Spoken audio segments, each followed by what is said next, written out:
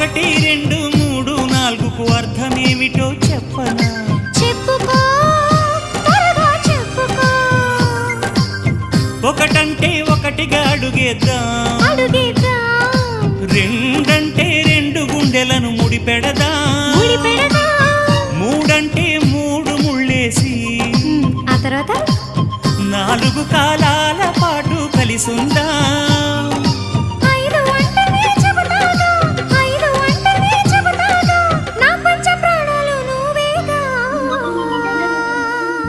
అమ్మావు ఇల్లు ఈగ చదివానాడు, ప్రేమ వలపు మనసు మమత చదివాయినాడు. ఇంకా ఏదో చదవాలంటూ పెదవి కోరుతోంది. భలేగా కొత్త చదువు చదువు, ఇలా నా ముద్దు కవిత చదువు, చెలి మురిపాల కథలు చదువు.